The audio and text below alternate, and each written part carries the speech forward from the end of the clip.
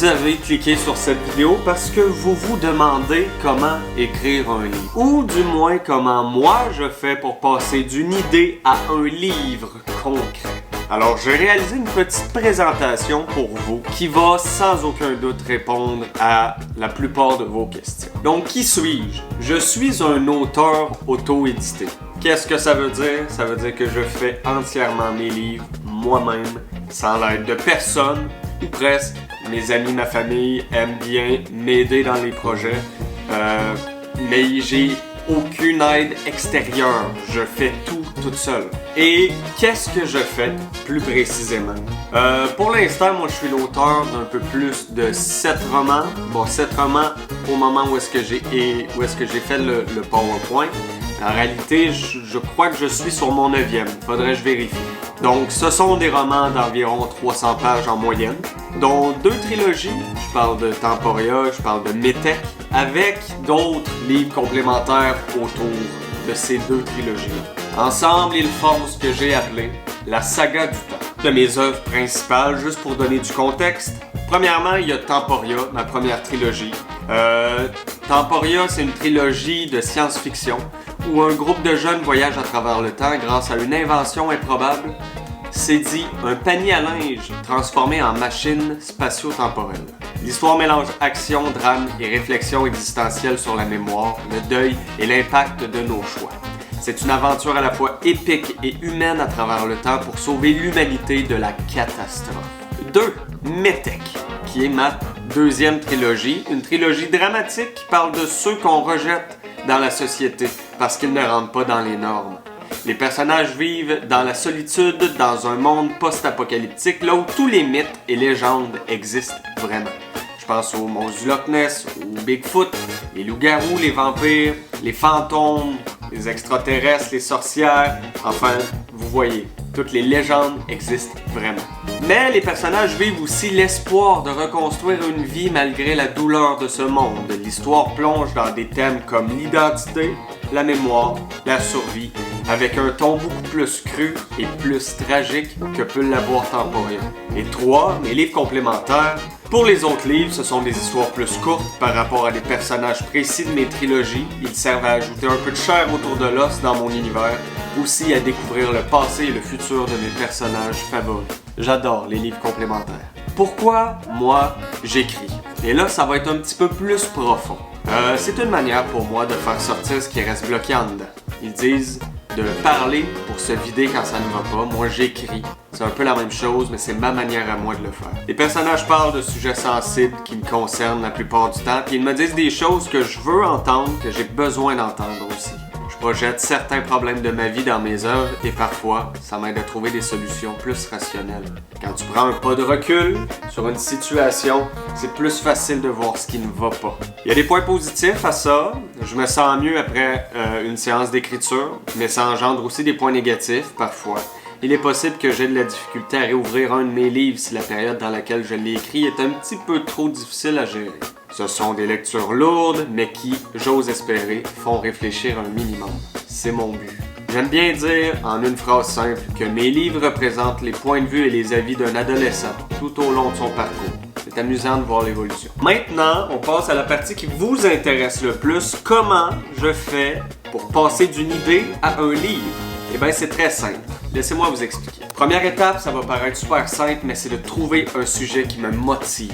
Et là, j'ai mis une image de forêt parce que pour moi, l'inspiration vient souvent d'une balade dans la nature, d'une balade en voiture. C'est ce qui me fait le plus réfléchir. Une fois que j'ai mes idées, on passe à la 2e étape. Je les note toutes. J'ai mis une image de cahier, mais moi, j'utilise l'application Notes sur mon iPhone. Tout ce qui me passe par la tête, je le note. Je me ramasse avec des piles longues de même que j'essaye de classer dans les romans que je veux créer. Et il est possible que j'utilise jamais toutes les idées, mais c'est pas grave. Je les déplace vers un autre roman, c'est jamais perdu. La journée que je suis en manque d'inspiration, mais j'ai des banques d'idées.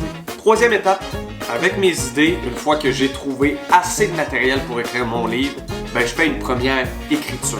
Pas une correction, pas une relecture, une première écriture. Je vomis mon roman au complet sur mon ordinateur. Je ne lui touche pas. J'écris au fur et à mesure, on se relit, on corrige après. Donc l'étape suivante, en toute logique, c'est la première relecture.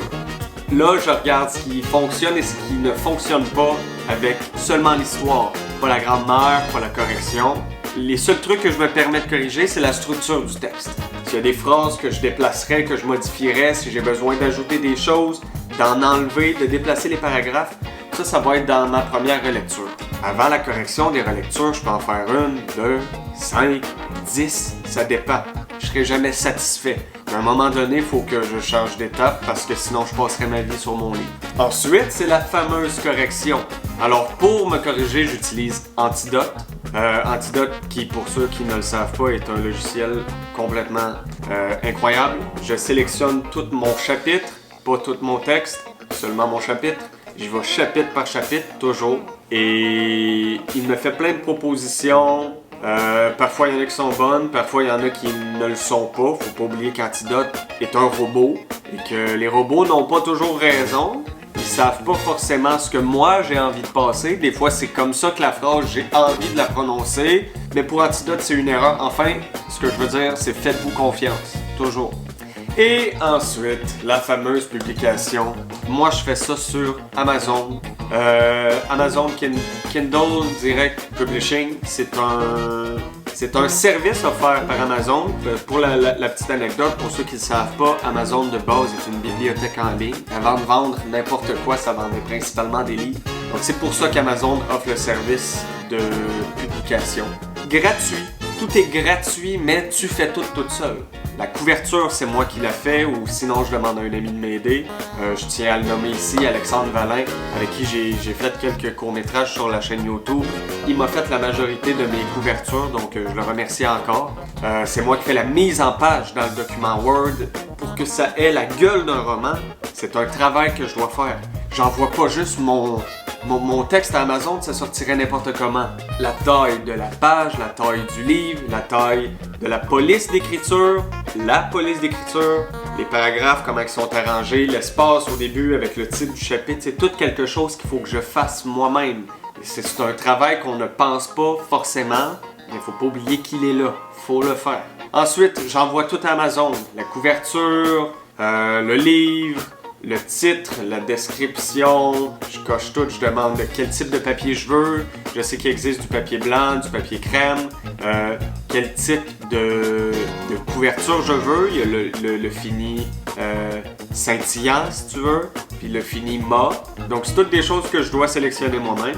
Quand je suis satisfait, je clique sur demander une épreuve. Peut-être Amazon va m'envoyer un livre qui n'est pas destiné à la revente.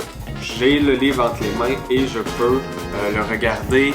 Et s'il y a quelque chose qui ne fonctionne pas, ben là je le vois tout de suite et c'est le moment de le corriger avant la fameuse publication. Donc une fois que tout est fait, que je suis enfin prêt à laisser aller mon livre, même si je ne serai jamais 100% satisfait, il y a toujours des trucs que tu peux améliorer, mais à un moment donné, il faut que tu le laisses aller. Ben je fais publier et mon livre est disponible.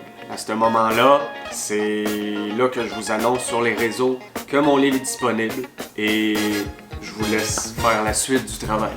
La suite vous appartient. Qu'est-ce que ça m'apporte, moi, d'écrire? Bon, premièrement, évidemment, c'est une fierté d'arriver à partager mes histoires. Depuis toujours, j'ai des histoires dans ma tête qui restent bloquées en dedans ou que j'essaye d'écrire sur des feuilles de cartable, mais ça va jamais plus loin que là. Maintenant, je peux l'envoyer au monde entier. Alors, c'est une fierté. Partager un univers qui est resté entre mes deux oreilles pendant trop longtemps. J'aime faire vivre des émotions à mes lecteurs. Et pour moi, une des choses qui me fait le plus plaisir à entendre, et vous allez voir, c'est drôle, mais c'est ton livre m'a fait pleurer.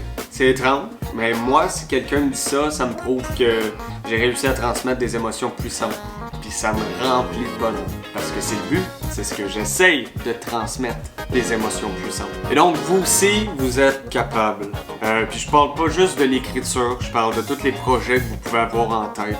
Pour moi, la plus grosse bêtise que vous pouvez croire, c'est que votre âge vous empêchera d'y arriver. Et ça, c'est vrai. Peu importe ce que vous voulez faire, moi, la saga du temps, je l'ai commencé il y a plus de 10 ans. Moi aussi, j'étais assis sur un banc d'école à imaginer toutes sortes de scénarios, à rêver. Moi aussi, j'étais dans ma chambre à me demander quoi faire de toutes ces idées que j'avais dans ma tête. Mais il y a eu une première fois où j'ai décidé de tenter le pas et de créer quelque chose. Puis un jour, j'ai écrit une première page. Et aujourd'hui, c'est devenu plus de 10 ans de travaux d'écriture. Alors oui, c'est une fierté. Alors un grand merci pour votre écoute. Si vous avez des questions, mais ça va se passer dans l'espace commentaire. Vous pouvez me laisser un pouce bleu sur la vidéo si vous avez aimé que je vous partage un peu comment je m'y prends pour faire mes livres. Vous pouvez vous abonner à la chaîne, activer la cloche pour être au courant quand je vais publier de nouvelles vidéos, que ce soit de l'écriture ou d'autres concepts tout aussi amusants. Et sur ce, je vous dis à la prochaine pour une toute nouvelle vidéo. Bye bye!